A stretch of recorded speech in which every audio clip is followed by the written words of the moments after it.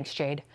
A $411 million contract approved by Omaha City Council 2 years ago is now at the center of a major fight at City Hall.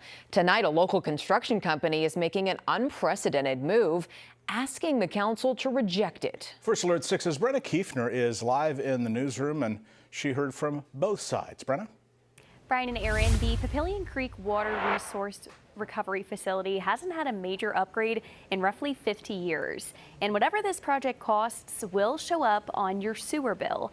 Tonight, the city says it has the right contractor at a fair price, but one local contractor is publicly challenging that claim for the very first time. The city of Omaha wants to lock in a $411 million contract with McCarthy Building Companies to expand the Papillion Creek wastewater treatment facility at a guaranteed maximum price, which means that the project legally cannot exceed that amount. Hawkins Construction says that ceiling is already set too high. Certainly it looks like, are we just trying to get work for Hawkins? I'm asking that this project be publicly led. We would have to compete for it like anybody else would. This isn't asking for a direct contract. McCarthy was selected through a process called CMAR, which is Construction Manager at Risk.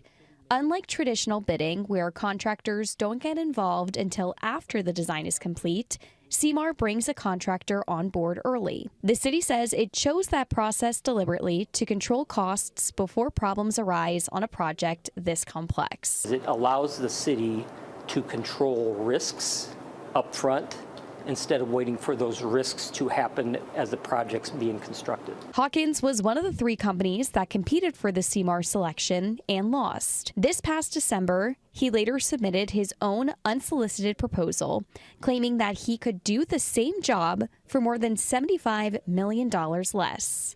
We provided the proposal so that there was an objective, third-party, independent cost analysis of what this work really should cost. And we know with certainty it is tens of millions of dollars less than what is in front of City Council currently. The city says that the proposal arrived outside the process and the two aren't comparable. We chose McCarthy through a legal process in accordance with state law. Everything we did was closely scrutinized by the City Public Works Department, the City Law Department, our engineer, and our third-party estimator. We have completed 5 similar projects in neighboring states that are very similar in technology, very similar in size, and we have brought price certainty, timely construction schedules, and making sure that everyone has a great experience on these projects. Hawkins also takes issue with how the work itself is being divided. On more large construction projects, the general contractor hires outside subcontractors who competitively bid on different pieces of work, driving costs down. Hawkins argues that the original contract required more competitive bidding than what's happening here, and that McCarthy plans to handle roughly 67% of the project itself, limiting outside competition. Frankly, I think that answer further shows some of the problems with this contract. The city says that number doesn't tell the whole story. A majority of those costs under the self-performed work, there's about $187 million. Only about $53 million of that is actual McCarthy labor. And everything we did, like I said, was in accordance with state law. But what both sides do agree on, the bill lands on ratepayers, not through property or sales taxes, but through sewer bills.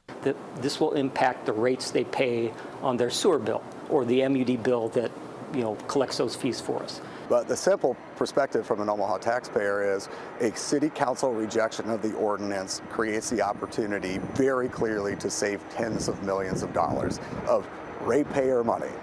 It is a money issue, and it's a significant issue. Brenna, I think you laid out the arguments here well. Where do things go now?